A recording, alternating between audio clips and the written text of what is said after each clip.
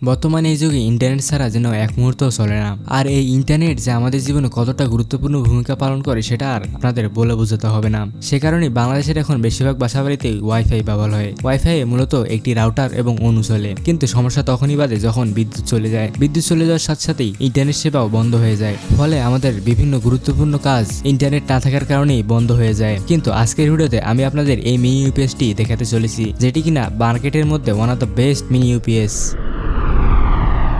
তো এই হলো মিনি ইউপিএসটি। এই ইউপিএসটি মডেল নাম্বার এবং কোন কোম্পানি সেটা আপনারা দেখতে পাচ্ছেন, এবং এখানে দেখতে পাচ্ছেন এই মিনি ইউপিএসটি সম্পূর্ণ একটি ফুল সাইজ চিত্র। পাশাপাশি এই অংশে দেখা যাচ্ছে ইউপিএসটির বিভিন্ন স্পেসিফিকেশন। যাই হোক, এই তথ্যগুলো আপনার স্ক্রিনশট নিয়ে পড়ে নিতে পারেন, যদিও বা ভিডিওর পরবর্তী অংশে আমি এইসব নিয়েই আলোচনা করব। বাক্সের পিছনে দেখতে পাচ্ছেন রাউটারের সম্পর্কে বিভিন্ন রকম তথ্য এখানে দেওয়া আছে। তো চলুন বক্সটি আনবক্স করা যাক। বক্সটি আনবক্স করলে আপনারা সর্বপ্রথম পাবেন একটি ইউপিএস, যেটা প্রায় সাদা কালার দেখতে, তবে সম্পূর্ণ সাদা কালার না। পাশাপাশি এখানে পাবেন একটি 1x1 কেবল, একটি ওয়াই কেবল এবং একটি কনভার্টার। এই ওয়াই কেবলটি কিন্তু খুবই গুরুত্বপূর্ণ। ধরুন আপনার রাউটার এবং অনু দুটি 5 ভোল্টে চলে, তখন কিন্তু আপনাদের এই ওয়াই কেবলটি ব্যবহার করতে হবে। পাশাপাশি এখানে কিন্তু একটি ভালো কোয়ালিটির অ্যাডাপ্টার দেওয়া হয়েছে। এটি কিন্তু 2 অ্যাম্পিয়ারের একটি অ্যাডাপ্টার। যাই হোক, এই ইউপিএসটির বিল কোয়ালিটি নিয়ে কোনো প্রশ্নই হবে না। কোম্পানি ক্লেম করছে এর মধ্যে ব্যবহৃত প্লাস্টিক সম্পূর্ণই ফায়ার প্রুফ, এবং এর প্লাস্টিকের কোয়ালিটি কিন্তু অনেক ভালো। এক কথায় যদি আমি বলতে চাই, বাজারে অন্যান্য সব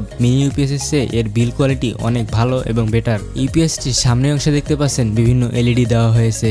এখানে মোট 4টি এলইডি দেওয়া হয়েছে। এর মধ্যে সবচেয়ে উপরের এলইডিটি হলো পাওয়ার ইন্ডিকেটর এলইডি, এবং নিচের এলইডি গুলো দিয়ে আপনারা এই ইউপিএসটির কতটুকু চার্জ আছে সেটি বুঝতে পারবেন। এর পিছনের অংশে কিন্তু ওয়ালে হ্যাং করার মতো ব্যবস্থা দেওয়া হয়েছে, এবং এটি কিন্তু খুবই গুরুত্বপূর্ণ। বাজারে অনেক সুনামধন্য মিনি ইউপিএসে কিন্তু এই ব্যবস্থাটি দেওয়া হয়নি। আমাদের বেশিরভাগ বাসাবাড়িতেই কিন্তু রাউটার এবং অনু ওয়ালে হ্যাং করাই থাকে। ফলশ্রুতিতে এই মিনি ইউপিএসটিও কিন্তু এদের পাশে হ্যাং করে রাখা যাবে। ইউপিএসটির সাইডের অংশে কিন্তু খুবই সুন্দর দেখতে এয়ার ভেন্ট দেওয়া হয়েছে, এবং এই অংশের মাঝখানে দেখতেছেন পাওয়ার বাটন। এই পাওয়ার বাটনটি একবার চাপ দিলেই এই ইউপিএসটি অন হবে, এবং কিছুক্ষণ ধরে রাখলেই এই ইউপিএসটি অফ হয়ে যাবে। ইউপিএসটির উপরের অংশেই আপনারা বিভিন্ন ধরনের কানেক্টর দেখতে পাচ্ছেন। তো চলুন একে একে এই প্রত্যেকটি কানেক্টর সম্পর্কে বিস্তারিত জানা যাক। প্রথমেই যে কানেক্টরটি আপনারা দেখতে পাচ্ছেন, এটি দিয়ে মূলত আমাদের 12 ভোল্ট এখানে ইনপুট হবে, যেটা দিয়ে মূলত এই ইউপিএসটি চার্জ হবে। পাশাপাশি বিদ্যুৎ থাকা অবস্থায় আমাদের রাউটার এবং অনুও চলবে,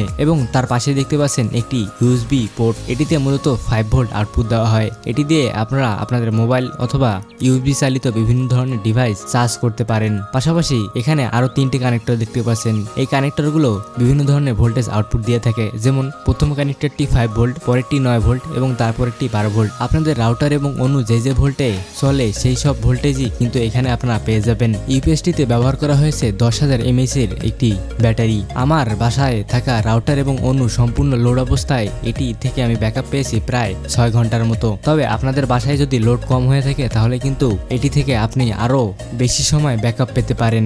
সেটা নির্ভর করে আপনার রাউটারের ব্যবহারের উপর। ইউপিএস এর সাথে থাকা এই 2 অ্যাম্পিয়ারের চার্জার দিয়ে এই সম্পূর্ণ ইউপিএসটিকে 100% চার্জ করতে আমার লেগেছিল প্রায় 2.5 ঘন্টার মতো। বাজারে থাকা অন্যান্য রাউটার ইউপিএস এর চেয়ে এই রাউটার ইউপিএসটি অনেক বেশি এগিয়ে আছে। বিশেষ করে এর পিছনে দেওয়া দেওয়ালে ঝুলানোর অপশন এটিকে আরো এগিয়ে নিয়ে গিয়েছে। পাশাপাশি এর বিল কোয়ালিটি এবং ব্যাটারি ব্যাকআপও অন্যান্য রাউটার ইউপিএস এর চেয়ে অনেক ভালো। এই ইউপিএসটি আপনারা আপনাদের নিকটস্থ মার্কেট থেকে অথবা অনলাইন থেকে অর্ডার করে নিতে পারেন। যাই হোক, আশা করি আজকের এই ভিডিওটি আপনাদের ভালো লেগেছে। যদি ভিডিওটি ভালো লেগে থাকে তাহলে লাইক দিতে ভুলবেন না, আর এমনই নিত্য নতুন আর ইন্টারেস্টিং ভিডিও পেতে অবশ্যই চ্যানেলটি সাবস্ক্রাইব করে পাশে থাকবেন।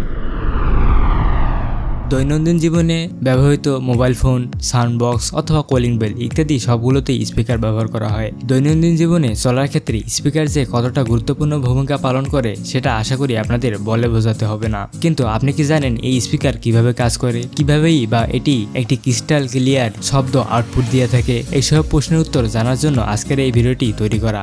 অবশ্যই চ্যানেলে থাকা এই ভিডিওটি দেখে আসতে পারেন।